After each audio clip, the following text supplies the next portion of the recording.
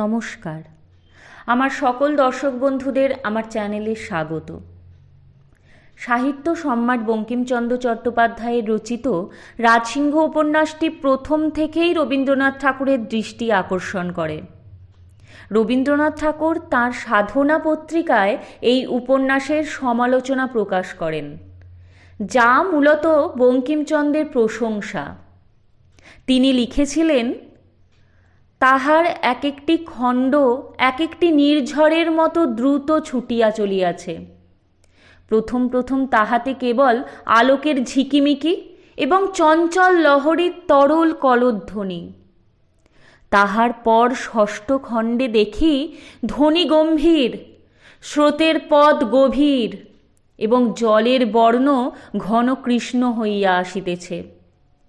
তাহার পর সপ্তম খণ্ডে দেখি ধ্বনি কতক বা নদীর স্রোত, কতক বা সমুদ্রের তরঙ্গ, কতক বা অমোঘ পরিণামের মেঘ গম্ভীর গর্জন, কতক বা তীব্র লবণাশ্রু নিমগ্ন হৃদয়ের সুগভীর কন্দনোচ্ছ্বাস, কতক বা কালপুরুষ লিখিত ইতিহাসের বিরাট ব্যাকুল বিস্তার, কতক বা ব্যক্তি বিশেষের মজ্জমান তরণীর প্রাণপণ হাহাধ্বনি।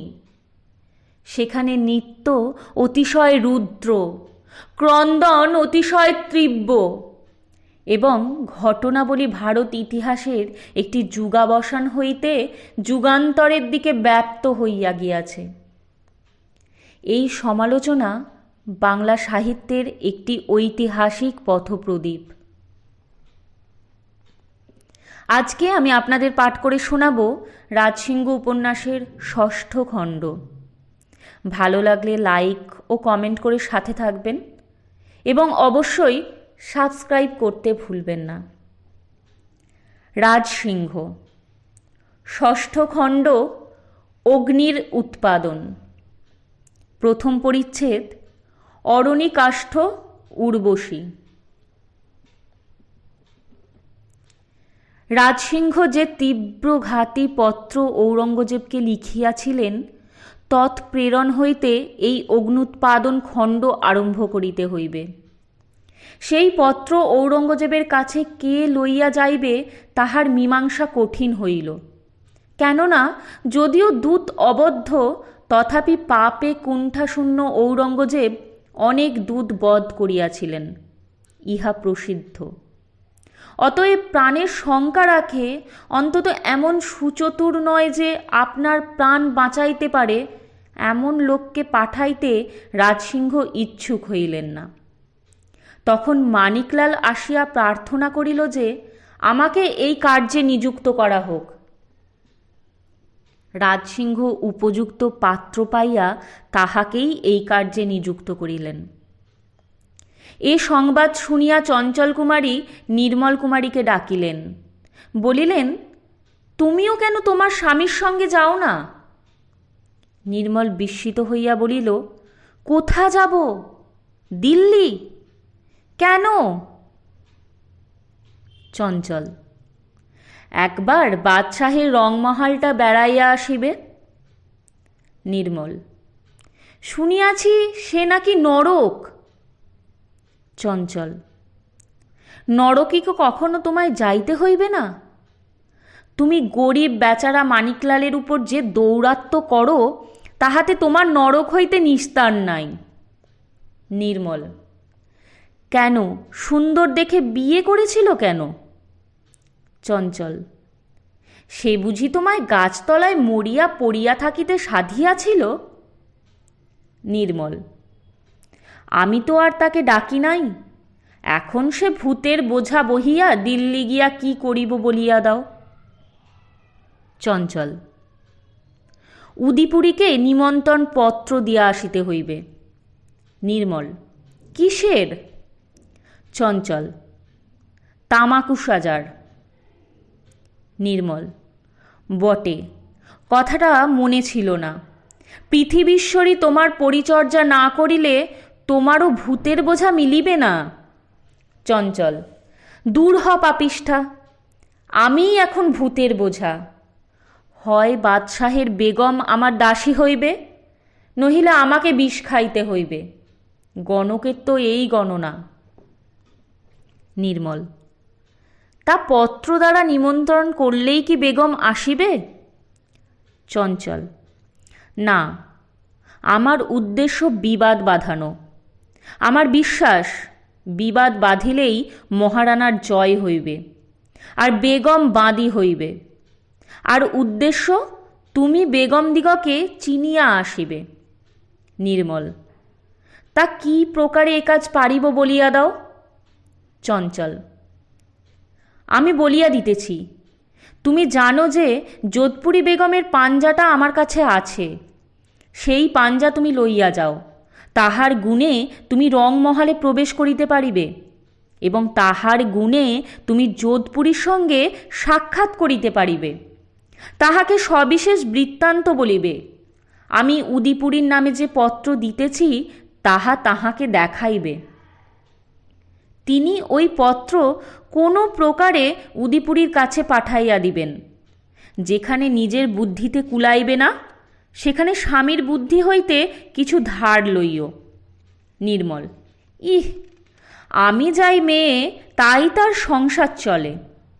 হাসিতে হাসিতে নির্মলও পত্র লইয়া চলিয়া গেল, এবং যথাকালে স্বামীর সঙ্গে উপযুক্ত লোকজন সমভিব্যাহারে দিল্লি যাত্রার উদ্যোগ করিতে লাগিল।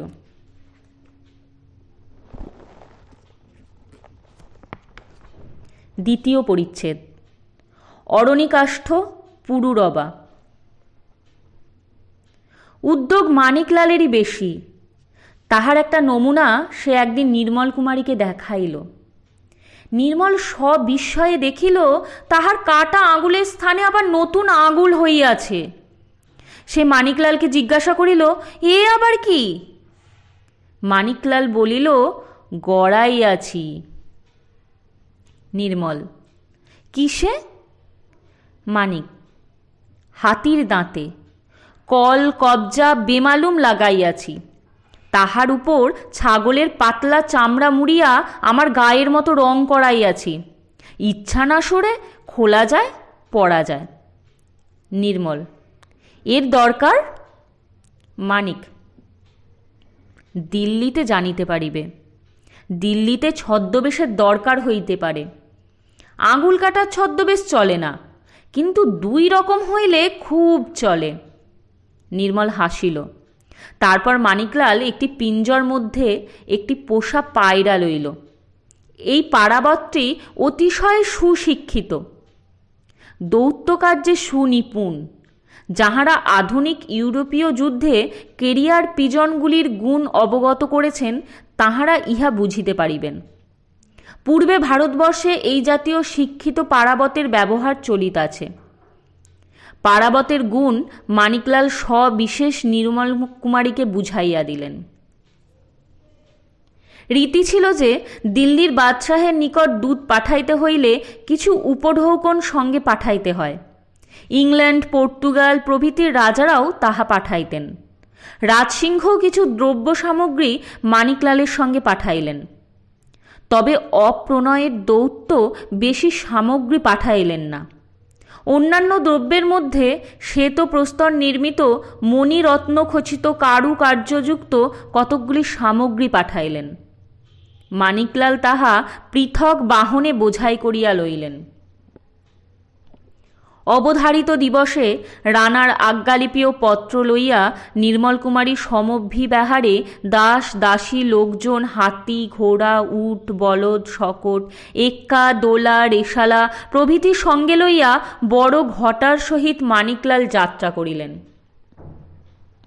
যাইতে অনেক দিন লাগিল।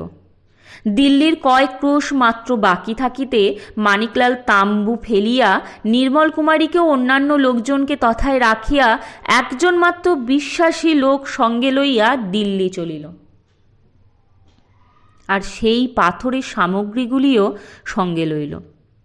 গড়া আঙুল খুলিয়া নির্মল কুমারীর কাছে রাখিয়া গেল। বলিল, কাল আসিব। নির্মল জিজ্ঞাসা করিল, ব্যাপার কি? মানিকলাল একখানা পাথরের জিনিস নির্মলকে দেখাইয়া তাহাতে একটি ক্ষুদ্র চিহ্ন দেখাইল। বলিল, সকলগুলিতেই এইরূপ চিহ্ন দিয়াছি। নির্মল, কেন? মানিক, দিল্লিতে তোমাতে আমাতে ছাড়াছাড়ি অবশ্য হইবে। তারপর যদি মোগলের প্রতিবন্ধকতায় পরস্পরের সন্ধান না পাই, তাহা হইলে তুমি পাথরের জিনিস কিনতে বাজারে পাঠাইও। যে দোকানের জিনিসে তুমি এই চিহ্ন দেখিবে, সেই দোকানে আমার সন্ধান করিও। এইরূপ পরামর্শ আঁটিয়া মানিকলাল বিশ্বাসী লোকটি ও প্রস্তর নির্মিত দ্রব্যগুলি লইয়া দিল্লি গেল।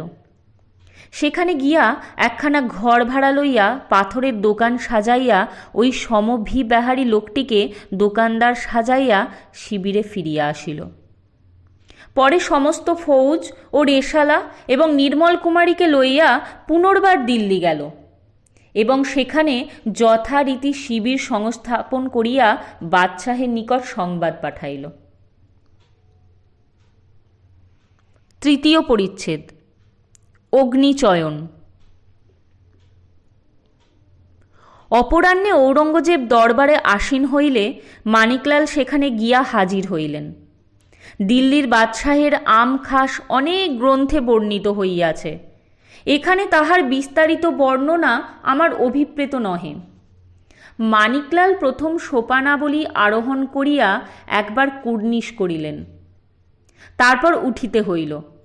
এক পদ উঠিয়া আবার কুর্নিশ, আবার এক পদ উঠিয়া আবার কুর্নিশ, এইরূপ 3 বার উঠিয়া তক্তে তাউস সন্নিধানে উপস্থিত হইলেন। মানিকলাল অভিবাদন করিয়া রাজসিংহ প্রেরিত সামান্য উপহার বাদশাহের সম্মুখে অর্পিত করিলেন। নজরের অনর্ঘতা দেখিয়া ঔরঙ্গজেব রুষ্ট হইলেন, কিন্তু মুখে কিছু বলিলেন না। প্রেরিত দ্রব্যের মধ্যে 2খানি তরবারি ছিল, একখানি কোষে আবৃত, আর একখানি নিষ্কোষ। ঔরঙ্গজেব নিষ্কোষ অসি গ্রহণ করিয়া আর সব উপহার পরিত্যাগ করিলেন। মানিকলাল রাজসিংহের পত্র দিলেন। পত্রার্থ অবগত হইয়া ঔরঙ্গজেব ক্রোধে অন্ধকার দেখিতে লাগিলেন, কিন্তু তিনি ক্রুদ্ধ হইলে সচরাচর বাহিরে কোপ প্রকাশ করিতেন না। তখন মানিকলালকে বিশেষ সমাদরের সহিত জিজ্ঞাসাবাদ করিলেন, তাহাকে উত্তম বাসস্থান দিবার জন্য বক্সিকে আদেশ করিলেন এবং আগামী কল্য মহারানার পত্রের উত্তর দেবেন বলিয়া মানিকলালকে বিদায় করিলেন। তখনই দরবার বরখাস্ত হইল। দরবার হইতে উঠিয়া আসিয়াই ঔরঙ্গজেব মানিকলালের বধের আজ্ঞা করিলেন। বধের আজ্ঞা হইল, কিন্তু যাহারা মানিকলালকে বধ করিবে তাহারা মানিকলালকে খুঁজিয়া পাইল না। যাহাদিগের প্রতি মানিকলালের সমাদরের আদেশ হইয়াছিল তাহারাও খুঁজিয়া পাইল না। দিল্লির সর্বত্র খুঁজিল, কোথাও মানিকলালকে পাওয়া গেল না। তাহার বধের আজ্ঞা প্রচার হইবার আগেই মানিকলাল সরিয়া পড়িয়াছিল। বলা বাহুল্য যে যখন মানিকলালের জন্য এত খোঁজ তল্লাশ হইতেছিল, তখন সে আপনার পাথরের দোকানে ছদ্মবেশে সওদাগরি করিতেছিল। আহদিরা মানিকলালকে না পাইয়া তাহার শিবিরে যাহাকে যাহাকে পাইল তাহাকে তাহাকে ধরিয়া কোতোয়ালের নিকট লইয়া গেল। তাহার মধ্যে নির্মল কুমারীকেও ধরিয়া লইয়া গেল। কোতোয়াল অপর লোকদিগের কাছে কিছু সন্ধান পাইলেন না। ভয় প্রদর্শন ও মারপিটেও কিছুই হইল না। তাহারা কোনো সন্ধান জানে না, কি প্রকারে বলবে? কোতোয়াল শেষ নির্মল কুমারীকে জিজ্ঞাসাবাদ আরম্ভ করিলেন। পরদানসীন বলিয়া তাহাকে এতক্ষণ তফাত রাখা হইয়াছিল। কোতোয়াল এখন নির্মল কুমারীকে জিজ্ঞাসা করিলেন। সে উত্তর করিল, রানার এলচিকে আমি চিনি না। কোতোয়াল, তাহার নাম মানিকলাল সিংহ। নির্মল, মানিকলাল সিংহকে আমি চিনি না। কোতোয়াল, তুমি রানার এলচির সঙ্গে উদয়পুর হইতে আসো নাই? নির্মল, উদয়পুর আমি কখনো দেখিও নাই। কোতোয়াল, তবে তুমি কে? নির্মল, আমি জুনাব যোধপুরী বেগমের হিন্দু বাঁদি। কোতোয়াল, জুনাব যোধপুরী বেগমের বাঁদিরা মহালের বাহিরে আসে না। নির্মল: আমিও কখনো আসি নাই। এইবার হিন্দু এলচি আসিয়াছে শুনিয়া বেগম সাহেবা আমাকে তাহার তাম্বুতে পাঠাইয়া দিয়াছিলেন। কোতোয়াল: সে কি, কেন? নির্মল: কিষাণজির চরণামৃতের জন্য। তাহা সকল রাজপুত রাখিয়া থাকে। কোতোয়াল: তোমাকে তো একা দেখিতেছি, তুমি মহালের বাহিরেই বা আসিলে কি প্রকারে? নির্মল: ইহার বলে। এই বলিয়া নির্মল কুমারী যোধপুরী বেগমের পাঞ্জা বস্ত্রমধ্য হইতে বাহির করিয়া দেখাইল। দেখিয়া কোতোয়াল 3 সেলাম করিল। নির্মলকে বলিল, তুমি যাও, তোমাকে কেহ আর কিছু বলিবে না। নির্মল তখন বলিল, কোতোয়াল সাহেব, আর একটু মেহেরবানি করিতে হইবে। আমি কখনো মহালের বাহির হই নাই। আজ বড় ধরপাকড় দেখিয়া আমার বড় ভয় হইয়াছে। আপনি যদি দয়া করিয়া একটা আহদি কি পাইক সঙ্গে দেন, যে আমাকে মহাল পর্যন্ত পৌঁছাইয়া দিয়া আসে, তাহা হইলে বড় ভালো হয়। কোতোয়াল তখনই একজন অস্ত্রধারী রাজপুরুষকে উপযুক্ত উপদেশ দিয়া নির্মলকে বাদশাহের অন্তঃপুরে পাঠাইয়া দিলেন। বাদশাহের প্রধানা মহিষীর পাঞ্জা দেখিয়া খোজারা কেহ কিছু আপত্তি করিল না। নির্মল কুমারী একটু চাতুরীর সহিত জিজ্ঞাসাবাদ করিতে করিতে যোধপুরী বেগমের সন্ধান পাইল। তাহাকে প্রণাম করিয়া সেই পাঞ্জা দেখাইল। দেখিবা মাত্র সতর্ক হইয়া রাজমহিষী তাহাকে নিভৃতে লইয়া গিয়া জিজ্ঞাসাবাদ করিলেন। বলিলেন, তুমি এ পাঞ্জা কোথায় পাইলে? নির্মল কুমারী বলিল, আমি সমস্ত কথা সবিস্তার বলিতেছি। নির্মল কুমারী প্রথমে আপনার পরিচয় দিল, তারপর দেবীর রূপনগরে যাওয়ার কথা, সে যাহা বলিয়াছিল সে কথা, পাঞ্জা দেওয়ার কথা, তারপর চঞ্চল ও নির্মলের যাহা যাহা ঘটিয়াছিল তাহা বলিল। মানিকলালের পরিচয় দিল। মানিকলালের সঙ্গে যে নির্মল আসিয়াছিল, চঞ্চল কুমারীর পত্র লইয়া আসিয়াছিল, তাহা বলিল। পরে দিল্লিতে আসিয়া যে প্রকার বিপদে পড়িয়াছিল তাহা বলিল। যে প্রকারে উদ্ধার পাইয়া যে কৌশলে মহাল মধ্যে প্রবেশ করিয়াছিল তাহা বলিল। পরে চঞ্চল কুমারী উদিপুরীর জন্য যে পত্র দিয়াছিলেন তাহা দিল। শেষ বলিল, এই পত্র কি প্রকারে উদিপুরী বেগমের কাছে পৌঁছাইতে পারিব সেই উপদেশ পাইবার জন্যই আপনার কাছে আসিয়াছি। রাজমহিষী বলিলেন, তাহার কৌশল আছে। জেবুন্নিসা বেগমের হুকুমের সাপেক্ষ, তাহা এখন চাহিতে গেলে গোলযোগ হইবে। রাত্রে যখন এই পাপিষ্ঠারা শরাব খাইয়া বিহবল হইবে, তখন সে উপায় হইবে। এখন তুমি আমার হিন্দু বাদীদিগের মধ্যে থাকো, হিন্দুর অন্নজল খাইতে পাইবে। নির্মল কুমারী সম্মত হইলেন। বেগম সেইরূপ আজ্ঞা প্রচার করিলেন।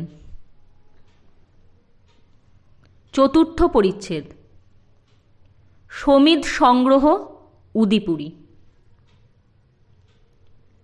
রাত্রি একটু বেশি হইলে যোধপুরী বেগম নির্মলকে উপযুক্ত উপদেশ দিয়া একজন তুর্কি প্রহরিণীর সঙ্গে দিয়া জেবুন্নিসার কাছে পাঠাইয়া দিলেন।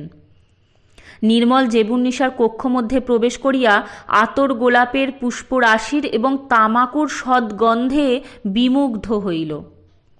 নানাবিধ রত্নরাজি খচিত হর্মতল, শয্যাভরণ এবং গৃহাভরণ দেখিয়া বিস্মিত হইল। সর্বাপেক্ষা জেবুন্নিসার বিচিত্র রত্নপুষ্প মিশ্রিত অলঙ্কার প্রভায়, চন্দ্র সূর্য তুল্য উজ্জ্বল সৌন্দর্য প্রভায় চমকিত হইল। এই সকলে সজ্জিতা পাপিষ্ঠা জেবুন্নিসাকে দেবলোকবাসিনী অপ্সরা বলিয়া বোধ হইতে লাগিল। কিন্তু অপ্সরার তখন চক্ষু ঢুলু ঢুলু, মুখ রক্তবর্ণ, চিত্ত বিভ্রান্ত, দ্রাক্ষা সুধার তখন পূর্ণাধিকার। নির্মল কুমারী তাহার সম্মুখে দাঁড়াইলে তিনি জড়িত রসনায় জিজ্ঞাসা করিলেন, কে তুই? নির্মল কুমারী বলিল, আমি উদয়পুরের রাজমহিষীর দূতী, জেবুন্নিসা। মোগল বাদশাহের তক্তের তাউস লইয়া যাইতে আসিয়াছিস? নির্মল, না, চিঠি লইয়া আসিয়াছি। জেবুন্নিশা: চিঠি কি হইবে? পুড়াইয়া রোশনাই করিবি? নির্মল: না, উদিপুরি বেগম সাহেবাকে দিব।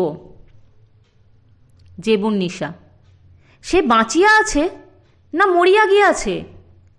নির্মল: বোধহয় বাঁচিয়া আছেন। জেবুন্নিশা: না, সে মরিয়া গিয়াছে। এ দাসীটাকে কেহ তাহার কাছে লইয়া যা। জেবুন্নিশার উন্মত্ত প্রলাপবাক্যের উদ্দেশ্য যে ইহাকে জমের বাড়ি পাঠাইয়া দাও, কিন্তু প্রহরিণী তাহা বুঝিল না। সাদা অর্থ বুঝিয়া নির্মল কুমারীকে উদিপুরি বেগমের কাছে লইয়া গেল। সেখানে নির্মল দেখিল উদিপুরীর চক্ষু উজ্জ্বল, হাস্য উচ্চ, মেজাজ বড় প্রফুল্ল। নির্মল খুব একটা বড় সেলাম করিল। উদিপুরী জিজ্ঞাসা করিল, কে আপনি? নির্মল উত্তর করিল, আমি উদয়পুরের রাজমহিষীর দূতী, চিঠি লইয়া আসিয়াছি। উদিপুরী বলিল, না না, তুমি ফার্সি মুলুকের বাদশাহ। মোগল বাদশাহের হাত হইতে আমাকে কাড়িয়া লইতে আসিয়াছ। নির্মল কুমারী হাসি সামলাইয়া চঞ্চলের পত্রখানি উদিপুরীর হাতে দিল। উদিপুরী তাহা পড়িবার ভান করিয়া বলিতে লাগিলেন, কি লিখিতেছে? লিখিতেছে, আয় নাজনি পিয়ারি মেরে, তোমার সুরত ও দৌলত শুনিয়া আমি একেবারেই বেহোশ ও দেওয়ানা হইয়াছি। তুমি শীঘ্র আসিয়া আমার কলিজা ঠান্ডা করিবে। আচ্ছা, তা করিব। হুজুরের সঙ্গে আলবাত যাইব। আপনি একটু অপেক্ষা করুন, আমি একটু শরাব খাইয়া লই। আপনি একটু শরাব মুলাহেজা করিবেন? আচ্ছা শরাব, ফিরেঙ্গের এলচি ইহা নজর দিয়াছে। এমন শরাব আপনি মুলুকেও পয়দা হয় না। উদিপুরী পিয়ালা মুখে তুলিলেন। সেই অবসরে নির্মল কুমারী বহির্গত হইয়া যোধপুরী বেগমের কাছে আসিয়া উপস্থিত হইল এবং যোধপুরীর জিজ্ঞাসা মতো যেমন যেমন ঘটিয়াছিল তাহা বলিল। শুনিয়া যোধপুরী বেগম হাসিয়া বলিল, কাল পত্রখানা ঠিক হইয়া পড়িবে। তুমি এই বেলা পলায়ন করো, নচেত কাল একটা গণ্ডগোল হইতে পারে। আমি তোমার সঙ্গে একজন বিশ্বাসী খোঁজা দিতেছি। সে তোমাকে মহালের বাহির করিয়া তোমার স্বামীর শিবিরে পৌঁছাইয়া দিবে। সেখানে যদি তোমার আত্মীয় স্বজন কাহাকেও পাও, তার সঙ্গে আজই দিল্লির বাহিরে চলিয়া যাইও। যদি শিবিরে কাহাকেও না পাও, তবে ইহার সঙ্গে দিল্লির বাহিরে যাইও। তোমার স্বামী বোধ হয় দিল্লি ছাড়িয়া কোথাও তোমাদের জন্য অপেক্ষা করিতেছেন। পথে তাহার সঙ্গে যদি সাক্ষাৎ না হয়, তাহা হইলে এই খোঁজাই তোমাকে উদয়পুর পর্যন্ত রাখিয়া আসিবে। খরচপত্র তোমার কাছে না থাকে তবে তাহাও আমি দিতেছি, কিন্তু সাবধান, আমি ধরা না পড়ি। নির্মল বলিল, হজরত, সে বিষয়ে নিশ্চিন্ত থাকুন, আমি রাজপুতের মেয়ে। তখন যোধপুরী বনাসী নামক তার বিশ্বাসী খোঁজাকে ডাকাইয়া যাহা করিতে হইবে তাহা বুঝাইয়া দিলেন।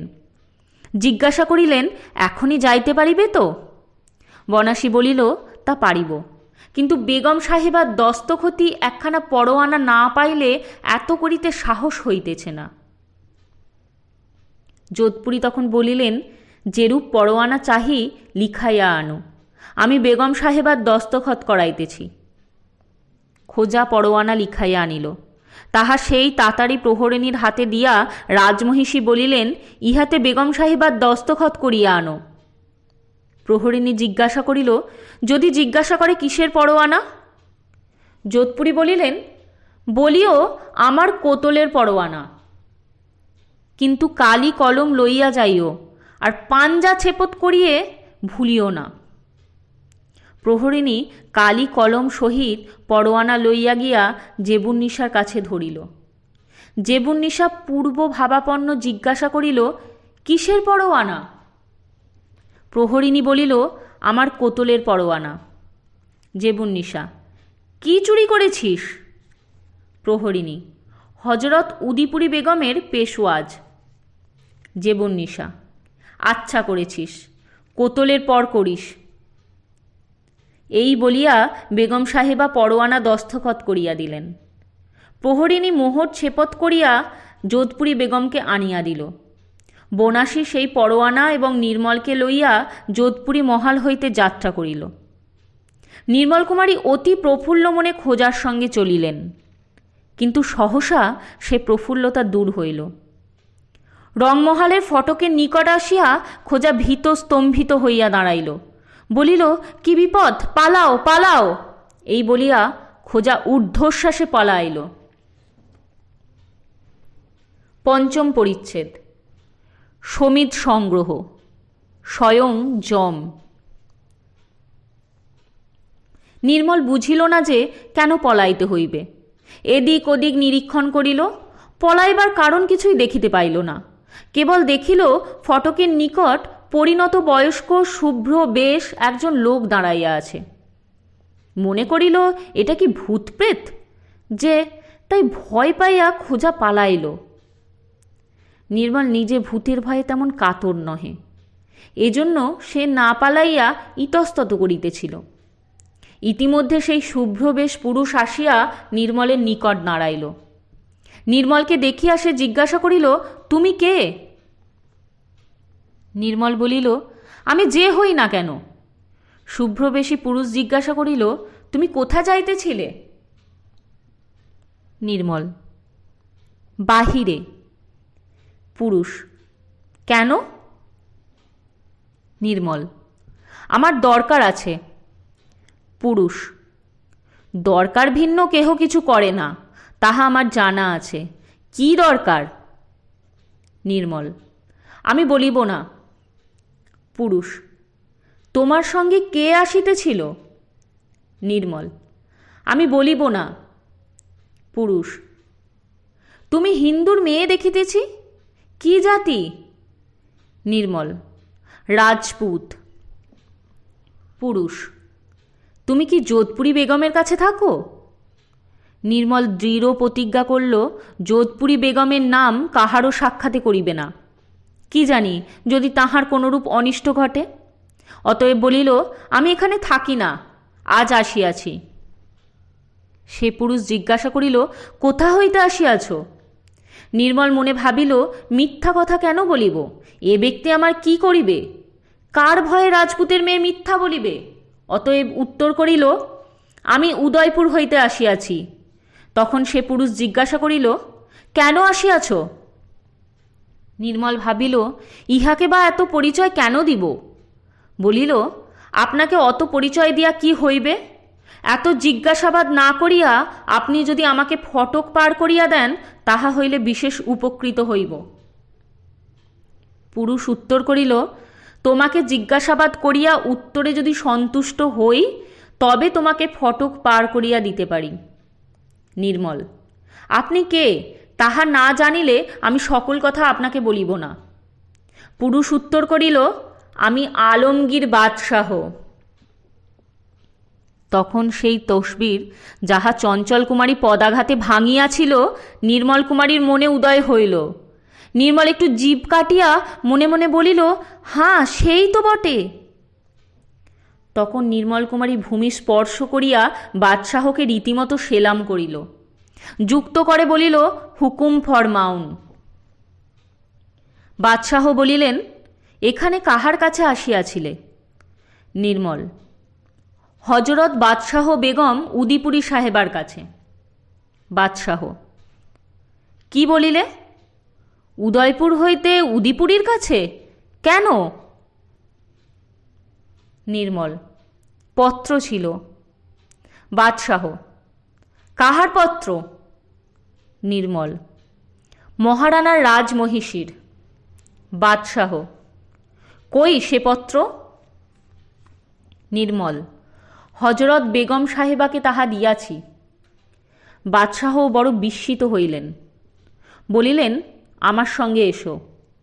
নির্মলকে সঙ্গে লইয়া বাদশাহ উদিপুরীর মন্দিরে গমন করিলেন।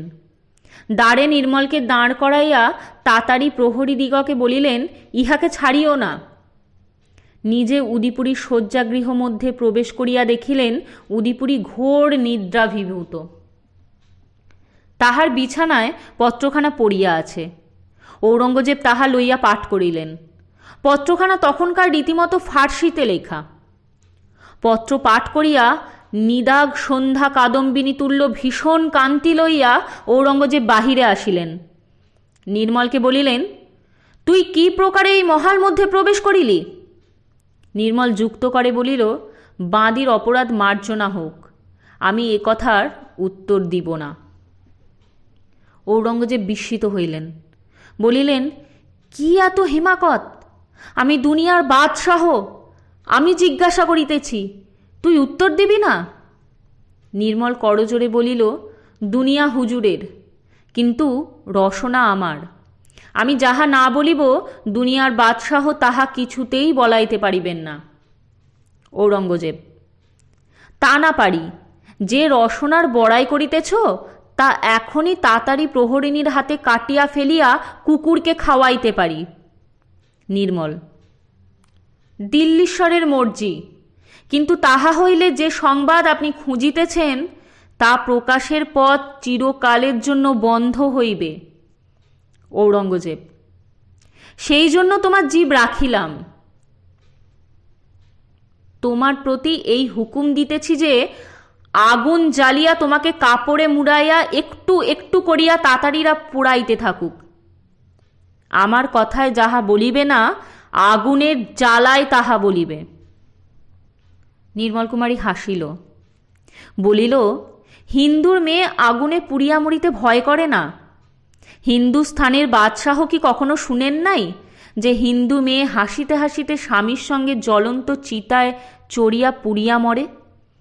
আপনি যে মরণের ভয় দেখাইতেছেন, আমার মা, মাতামহী প্রভৃতি পুরুষানুক্রমে সেই আগুনেই মরিয়াছেন।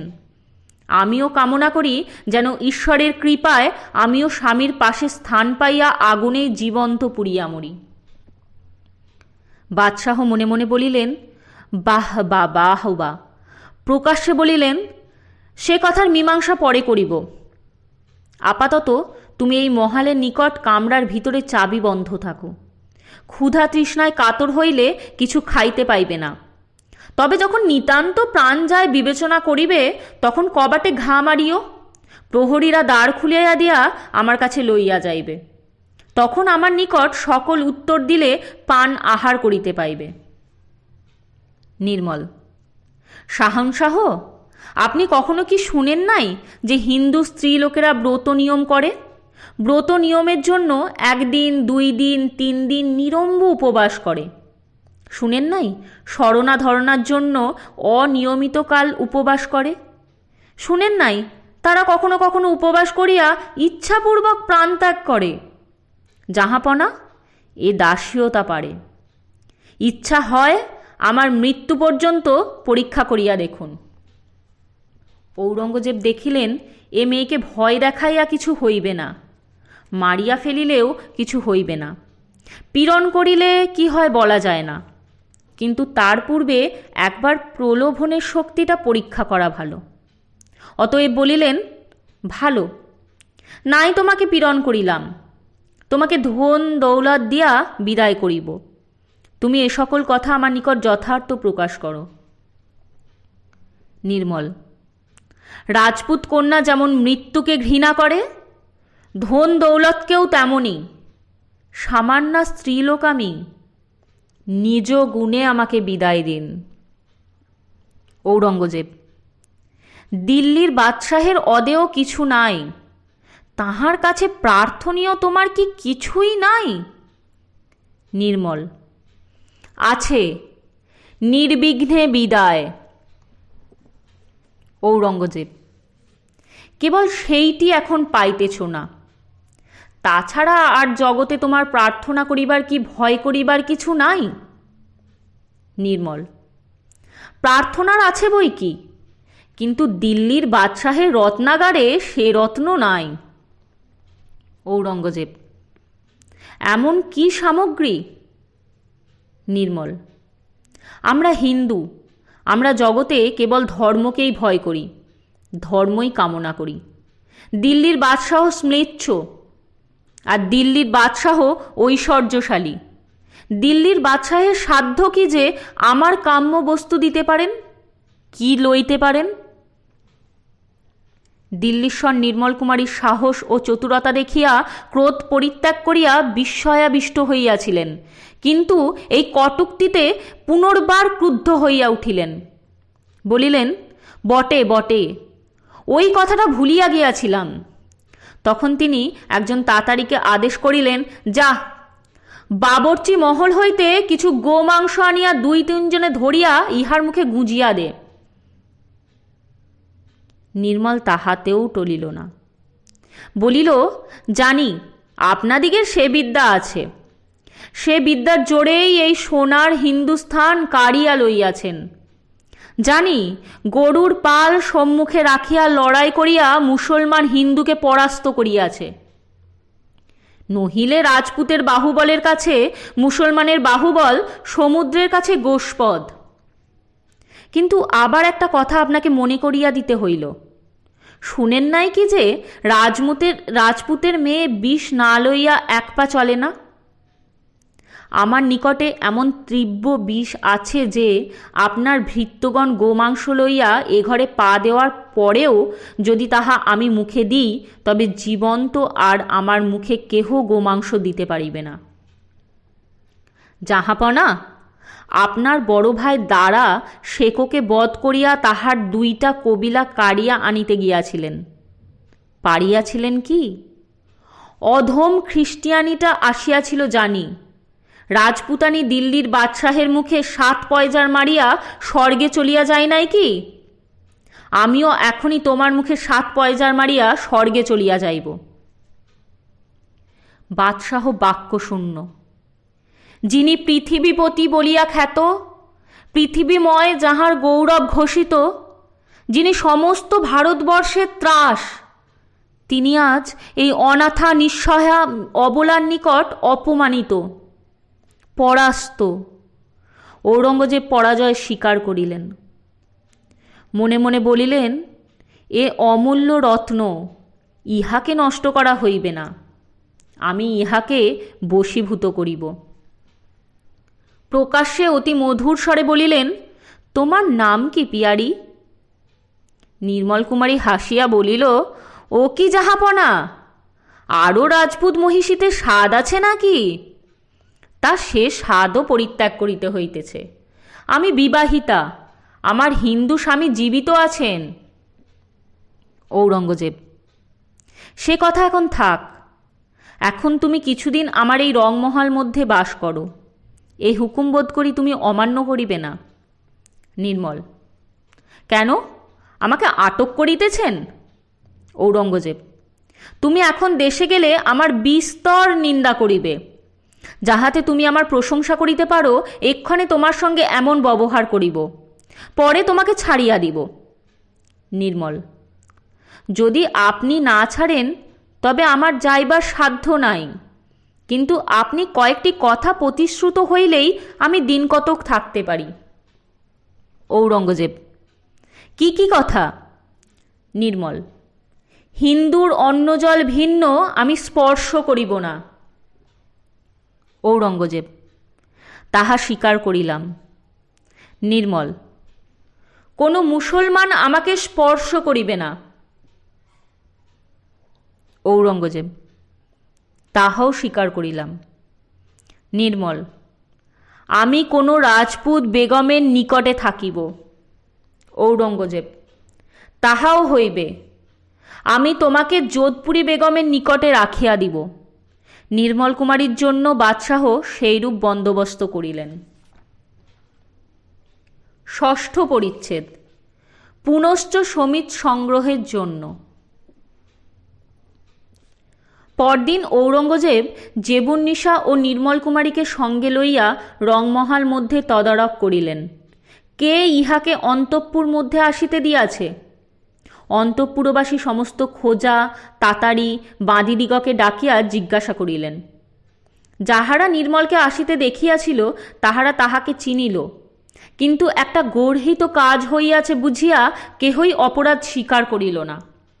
ঔরঙ্গজেব বা জেবুন্নিসা কোনো সন্ধানই পাইলেন না। তখন ঔরঙ্গজেব ও জেবুন্নিসা অপর পৌরবর্গকে এইরূপ আদেশ করিলেন যে ইহাকে আসিতে দেওয়ায় তত ক্ষতি হয় নাই, কিন্তু ইহাকে কেহ আমাদের হুকুম ব্যতীত বাহির হইতে দিও না। তবে ইহাকে কেহ কোনো প্রকার পীড়ন বা অপমান করিও না। বেগম দিগের মতো ইহাকে মান্য করিবে। এ যোধপুরী বেগমের হিন্দু বাদীদিগের পাক ও জল খাইবে, মুসলমান ইহাকে ছুঁইবে না। তখন নির্মল কুমারীকে সকলে সেলাম করিল। জেবুন্নিসা তাহাকে আদর করিয়া ডাকিয়া লইয়া আপন মন্দিরে বসাইলেন এবং নানাবিধ আলাপ করিলেন। নির্মলের কাছে ভিতরের কথা কিছু পাইলেন না। সেই দিন অপরাহ্নে একজন তাতারি প্রহরিণী আসিয়া যোধপুরী বেগমকে সংবাদ দিল যে একজন সওদাগর পাথরের জিনিস লইয়া দুর্গ মধ্যে বেচিতে আসিয়াছে।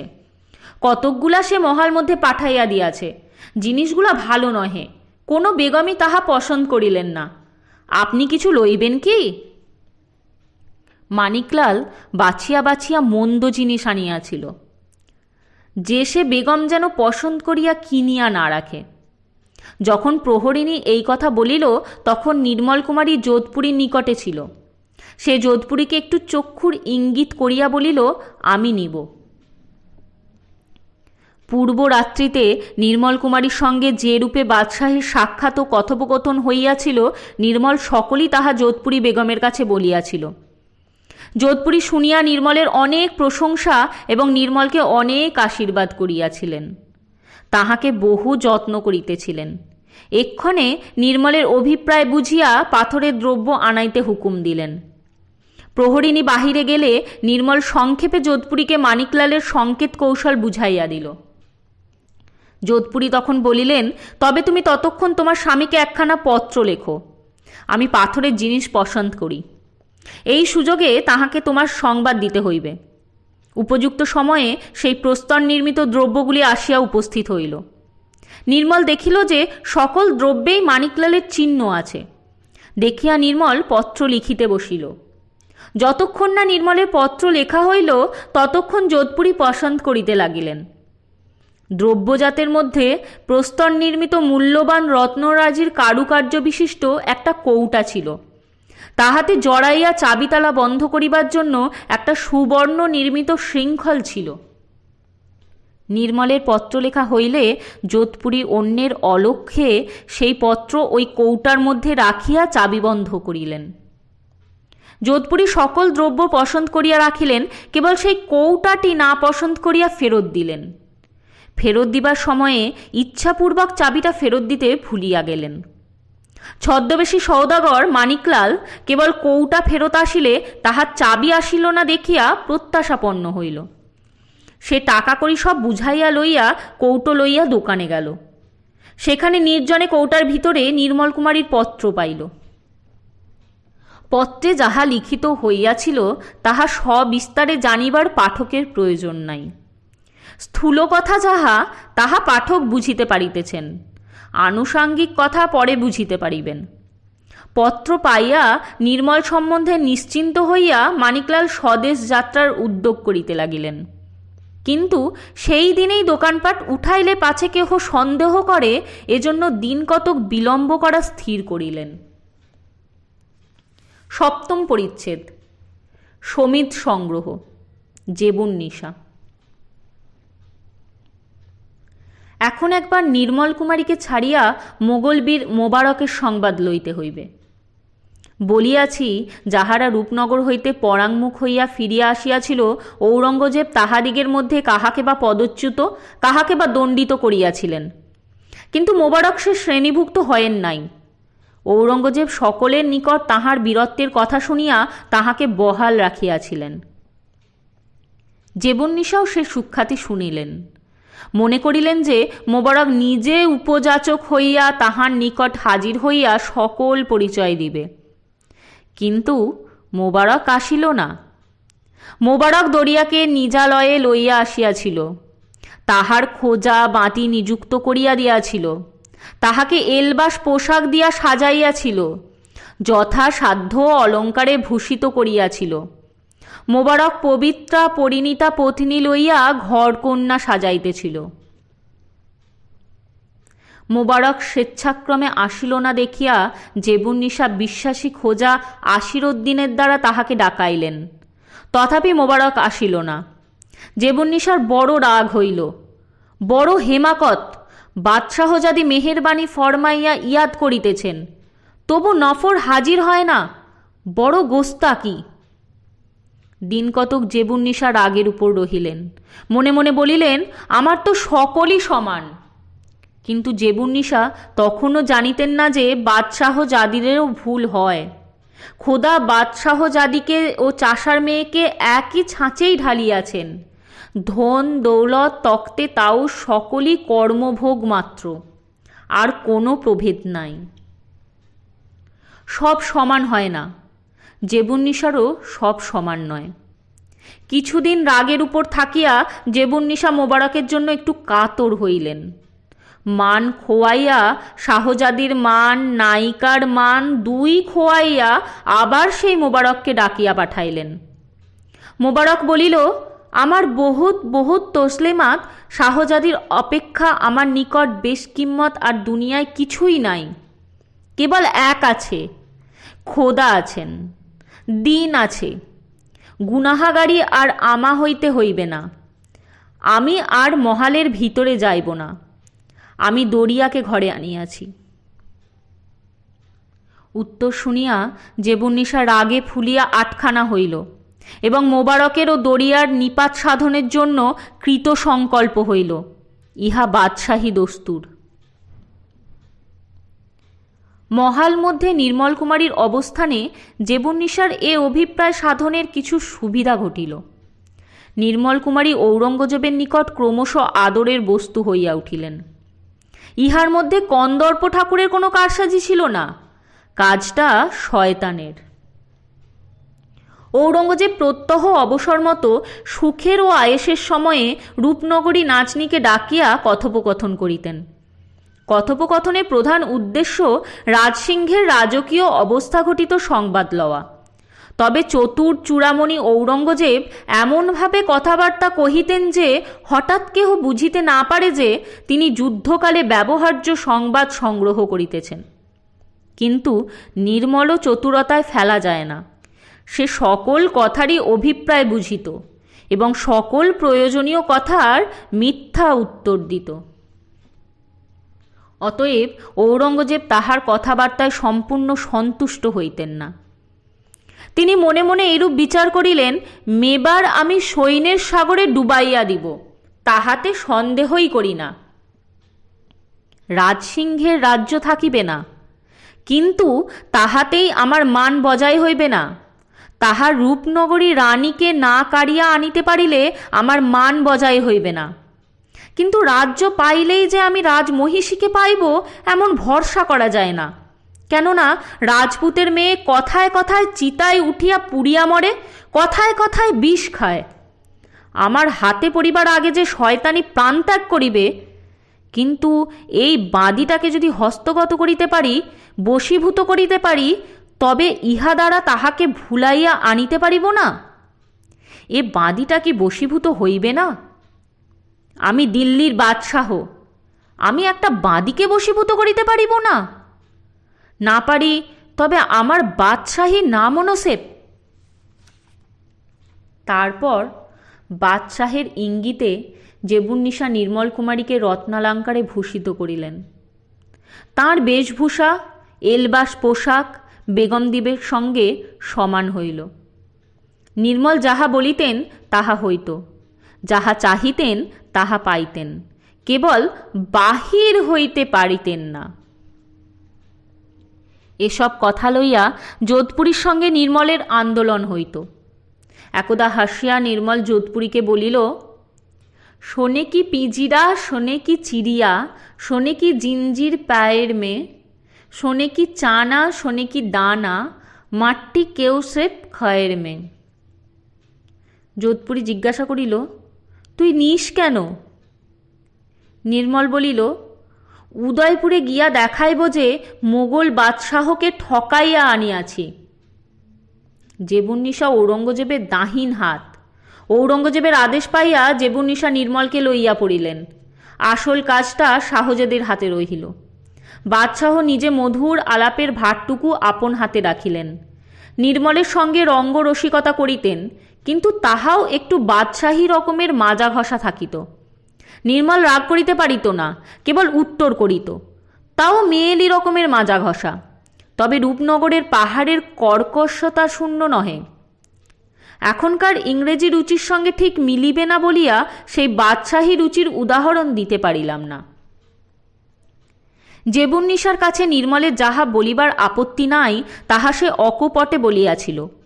অন্যান্য কথার মধ্যে রূপনগরের যুদ্ধটা কী প্রকারে হইয়াছিল সে কথাও পারিয়াছিল। নির্মল যুদ্ধের প্রথম ভাগে কিছুই দেখে নাই, কিন্তু চঞ্চল কুমারীর কাছে সে সকল কথা শুনিয়াছিল। যেমন শুনিয়াছিল জেবুন্নিসাকে তেমনই শুনাইল। মোবারক যে মোগল সৈন্যকে ডাকিয়া চঞ্চল কুমারীর কাছে পরাভব স্বীকার করিয়া রণজয় ত্যাগ করিতে বলিয়াছিল তাহা বলিল। চঞ্চল কুমারী যে রাজপুতগণের রক্ষার্থ ইচ্ছাপূর্বক দিল্লিতে আসিতে চাহিয়াছিল তাহাও বলিল। বিষ খাইবার ভরসার কথাও বলিল। মোবারক যে চঞ্চল কুমারীকে লইয়া আসিল না তাহাও বলিল। শুনিয়া জেবুন্নিসা মনে মনে বলিলেন, মোবারক সাহেব, এই অস্ত্রে তোমার কাঁধ হইতে মাথা নামাইব। উপযুক্ত অবসর পাইলে জেবুন্নিসা ঔরঙ্গজেবকে যুদ্ধের সেই ইতিহাস শুনাইলেন। ঔরঙ্গজেব শুনিয়া বলিলেন, যদি সে নফর এমন বিশ্বাসঘাতক হয় তবে আজই সে জাহান নামে যাইবে। ঔরঙ্গজেব কাণ্ডটা না বুঝিলেন তাহা নহে। জেবুন্নিসার কুচরিত্রের কথা তিনি সর্বদাই শুনিতে পাইতেন। কতকগুলি লোক আছে এদেশের লোকে তাহাদের বর্ণনার সময় বলে, ইহারা কুকুর মারে কিন্তু হাঁড়ি ফেলে না। মোগল বাদশাহেরা সেই সম্প্রদায়ের লোক। তাহারা কন্যা বা ভগিনীর দুশ্চরিত্র জানিতে পারিলে কন্যা কি ভগিনীকে কিছু বলিতেন না, কিন্তু যে ব্যক্তি কন্যা বা ভগিনীর অনুগৃহীত তাহার ঠিকানা পাইলেই কোনো ছলে কৌশলে তাহার নিপাত সাধন করিতেন। ঔরঙ্গজেব অনেক দিন হইতে মোবারককে জেবুন্নিসার প্রীতিভাজন বলিয়া সন্দেহ করিয়া আসিতেছিলেন, কিন্তু এ পর্যন্ত ঠিক বুঝিতে পারেন নাই। এখন কন্যার কথায় ঠিক বুঝিলেন, বুঝি কলহ ঘটিয়াছে। তাই বাদশাহজাদি যে পিপিলিকা তাহাকে দংশন করিয়াছে তাহাকে টিপিয়া মারিতে চাহিতেছেন। ঔরঙ্গজেব তাহাতে খুব সম্মত, কিন্তু একবার নির্মলের নিজ মুখে এ সকল কথা বাদশাহের শোনা কর্তব্যবোধে তিনি নির্মলকে ডাকাইলেন। ভিতরের কথা নির্মল কিছু জানে না বা বুঝিল না, সকল কথাই ঠিক বলিল। যথাবিহিত সময়ে বক্সিকে তলব করিয়া বাদশাহ মোবারকের সম্বন্ধে আজ্ঞা প্রচার করিলেন। বক্সির আজ্ঞা পাইয়া 8 জন আহদি গিয়া মোবারককে ধরিয়া আনিয়া বক্সির নিকট হাজির করিল। মোবারক হাসিতে হাসিতে বক্সির নিকট উপস্থিত হইলেন। দেখিলেন বক্সির সম্মুখে 2টি লৌহ পিঞ্জর, তন্মধ্যে এক একটি বিষধর সর্প গর্জন করিতেছে। এখনকার দিনে যে রাজদণ্ডে প্রাণ হারায় তাহাকে ফাঁসি যাইতে হয়, অন্য প্রকার রাজকীয় বধোপায় প্রচলিত নাই। মোগলদিগের রাজ্যে এরূপ অনেক প্রকার বধোপায় প্রচলিত ছিল। কাহারও মস্তকচ্ছেদ হইত, কেহ শুলে যাইত, কেহ হস্তি পদতলে নিক্ষিপ্ত হইত, কেহ বা বিষধর সর্পের দংশনে প্রাণত্যাগ করিত। যাহাকে গোপনে বধ করিতে হইবে তাহার প্রতি বিষ প্রয়োগ হইত। মোবারক সহাস্য বদনে বক্সির কাছে উপস্থিত হইয়া এবং 2 পাশে 2টি বিষধর সর্পের পিঞ্জর দেখিয়া পূর্ববাদ হাসিয়া বলিল, কি আমায় যাইতে হইবে?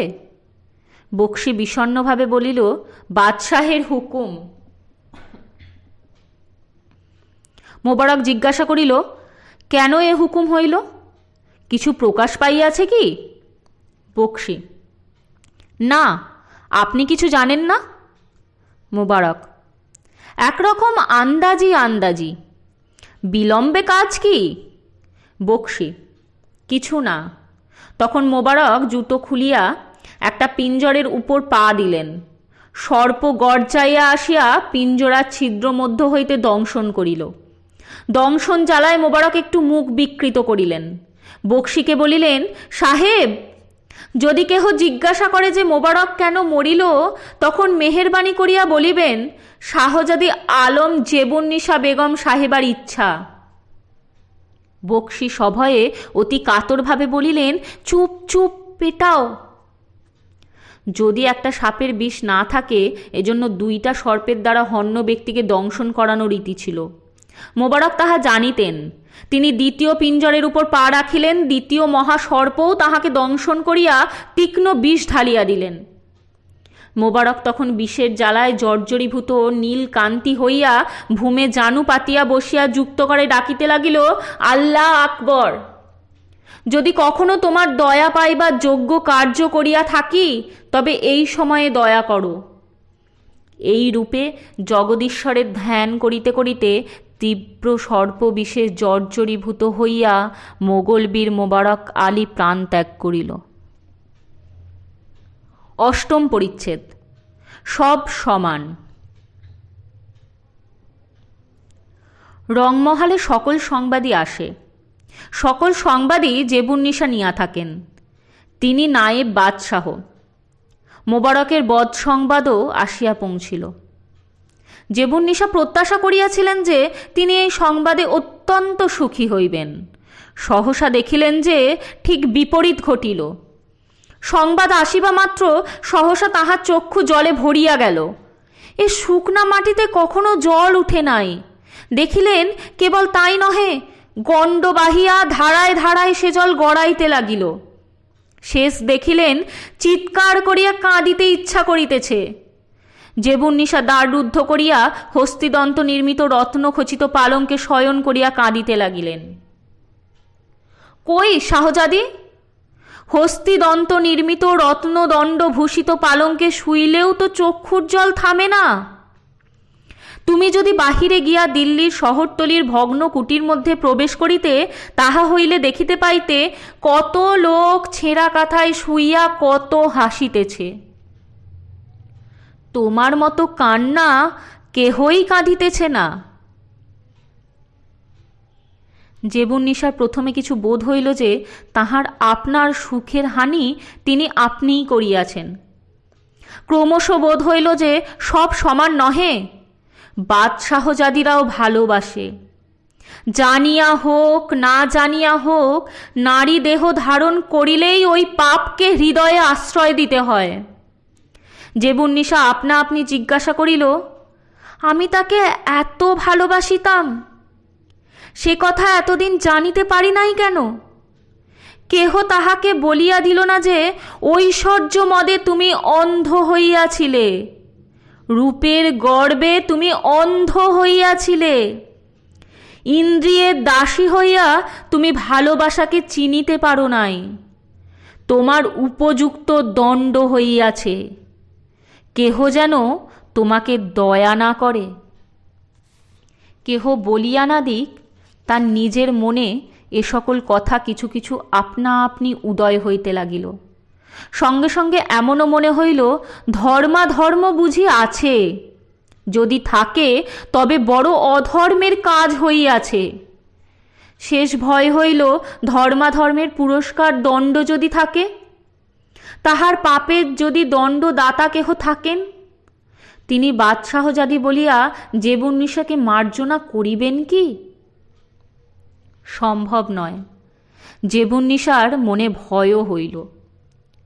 দুঃখে শোকে ভয়ে জেবুন্নিসা দ্বার খুলাইয়া তাহার বিশ্বাসী খোঁজা আশিরুদ্দিনকে ডাকাইল। সে আসিলে তাহাকে জিজ্ঞাসা করিল, সাপের বিষে মানুষ মরিলে তার কি চিকিৎসা আছে? আশিরুদ্দিন বলিল, মরিলে আবার চিকিৎসা কি? জেবুন্নিসা, কখনো শুনো নাই?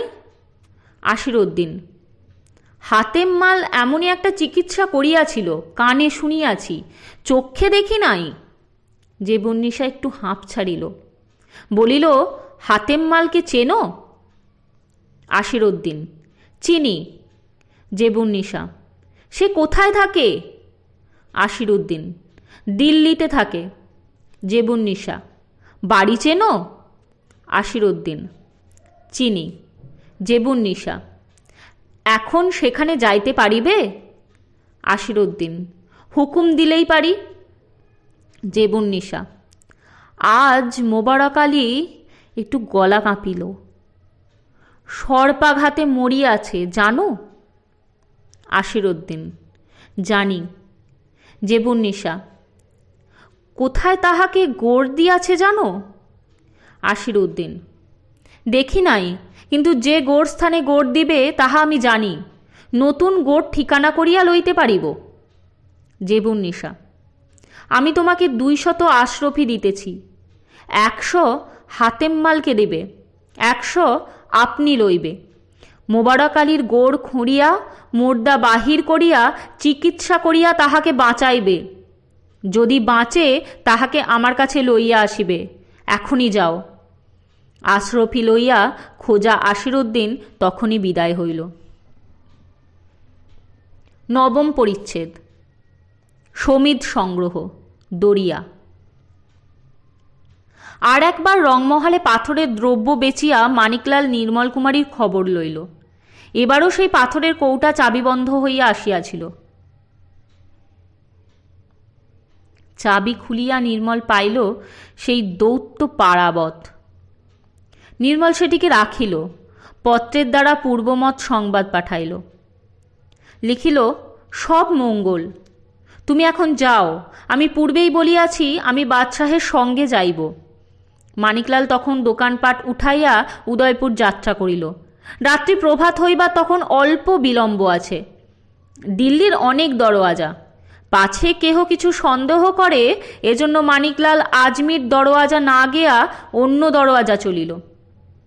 পথিপার্শ্বে একটা সামান্য গোরস্থান আছে।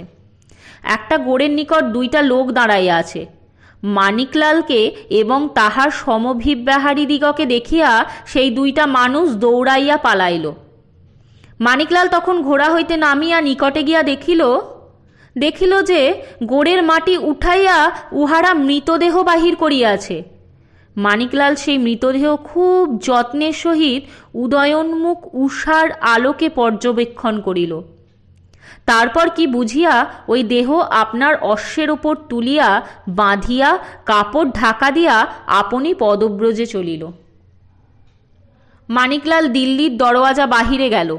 কিছু পরে সূর্যোদয় হইল। তখন মানিকলাল ওই মৃতদেহ ঘোড়া হইতে নামাইয়া জঙ্গলের ছায়ায় লইয়া গিয়া রাখিল এবং অন্য আপনার পেটারা হইতে একটি ঔষধের বড়ি বাহির করিয়া তাহা কোনো অনুপান দিয়া মারিল। তারপর ছুরি দিয়া মৃতদেহটা স্থানে স্থানে একটু একটু চিরিয়া ছিদ্র মধ্যে সেই ঔষধ প্রবেশ করাইয়া দিল এবং জিবে ও চক্ষুতে কিছু কিছু মাখাইয়া দিল। 2 দণ্ড পরে আবার ঐরূপ করিল। এইরূপ 3 বার ঔষধ প্রয়োগ করিলে মৃত ব্যক্তি নিঃশ্বাস ফেলিল। 4 বারে সে চক্ষু চাহিল ও তাহার চেতনা হইল। 5 বারে সে উঠিয়া বসিয়া কথা কহিল। মানিকলাল একটু দুগ্ধ সংগ্রহ করিয়াছিল, তাহা মোবারককে পান করাইল। মোবারক ক্রমশ দুগ্ধ পান করিয়া সবল হইলে সকল কথা তাহার স্মরণ হইল। তিনি মানিকলালকে জিজ্ঞাসা করিলেন, কে আমাকে বাঁচাইল, আপনি? মানিকলাল বলিল, হাঁ। মোবারক বলিল, কেন বাঁচাইলেন? আপনাকে আমি চিনিয়াছি, আপনার সঙ্গে রূপনগরের পাহাড়ে যুদ্ধ করিয়াছি। আপনি আমায় পরাভব করিয়াছিলেন। মানিকলাল, আমিও আপনাকে চিনিয়াছি, আপনিই মহারানাকে পরাজয় করেন। আপনার এ অবস্থা কেন ঘটিল? মোবারক, এখন বলিবার কথা নহে, সময়ান্তরে বলিব। আপনি কোথায় যাইতেছেন? উদয়পুরে? মানিকলাল, হাঁ। মোবারক, আমাকে সঙ্গে লইবেন? দিল্লিতে আমার ফিরিবার জো নাই, তা বুঝিতেছেন বোধ হয়। আমি রাজদণ্ডে দণ্ডিত। মানিক, সঙ্গে লইয়া যাইতে পারি, কিন্তু আপনি এখন বড় দুর্বল। মোবারক, সন্ধ্যা লাগায়ে শক্তি পাইতে পারি, ততক্ষণ বিলম্ব করিতে পারিবেন কি? মানিক, করিব। মোবারককে আরও কিছু দুগ্ধাদি খাওয়াইল। গ্রাম হইতে মানিকলাল একটু টাটু কিনিয়া আনিল। তাহার উপর মোবারককে চড়াইয়া উদয়পুর যাত্রা করিল। পথে যাইতে যাইতে ঘোড়া পাশাপাশি করিয়া নির্জনে মোবারক জেবুন্নিসার সকল কথা মানিকলালকে বলিল। মানিকলাল বুঝিল যে জেবুন্নিসার কোপানলে মোবারক ভস্মীভূত হইয়াছে। এদিকে আশির উদ্দিন ফিরিয়া আসিয়া জেবুন্নিসাকে জানাইল যে কিছুতেই বাঁচানো গেল না। জেবুন্নিসা আতর মাখা রুমালখানি চক্ষুতে দিয়াছিল, এখন পাথরে লুটাইয়া পড়িয়া চাষার মেয়ের মতো মাথা কুটিতে লাগিল। যে দুঃখ কাহারও কাছে প্রকাশ করিবার নয়, তাহা সহ্য করা বড়ই কষ্ট। বাদশাহজাদির সেই দুঃখ হইল। জেবুন্নিসা ভাবিল, যদি চাষার মেয়ে হইতাম। এই সময়ে কক্ষদ্বারে বড় গণ্ডগোল উপস্থিত হইল। কেহ কক্ষ প্রবেশ করিবার জন্য জিদ করিতেছে, প্রতিহারী তাহাকে আসিতে দিতেছে না। জেবুন্নিসা যেন দরিয়ার গলা শুনিলেন। প্রতিহারী তাহাকে আটক করিয়া রাখিতে পারিল না। দরিয়া প্রতিহারীকে ঠেলিয়া ফেলিয়া দিয়া কক্ষমধ্যে প্রবেশ করিল। তাহার হাতে তরবারি ছিল। সে জেবুন্নিসাকে কাটিবার জন্য তরবারি উঠাইল, কিন্তু সহসা তরবারি ফেলিয়া দিয়া জেবুন্নিসার সম্মুখে নৃত্য আরম্ভ করিল। বলিল, বহুত আচ্ছা, চোখে জল, এই বলিয়া উচ্চস্বরে হাসিতে লাগিল। জেবুন্নিসা প্রতিহারীকে ডাকিয়া উহাকে ধৃত করিতে আজ্ঞা দিলেন। প্রতিহারী তাহাকে ধরিতে পারিল না। সে ঊর্ধ্বশ্বাসে পলায়ন করিল। প্রতিহারী তাহার পশ্চাৎ ধাবিত হইয়া তাহার বস্ত্র ধরিল। দরিয়া বস্ত্র খুলিয়া ফেলিয়া দিয়া নগ্নাবস্থায় পলায়ন করিল। সে তখন ঘোর উন্মাদগ্রস্ত। মোবারকের মৃত্যু সংবাদ সে শুনিয়াছিল। এইখানেই ষষ্ঠ খণ্ড সমাপ্ত হল। ধন্যবাদ।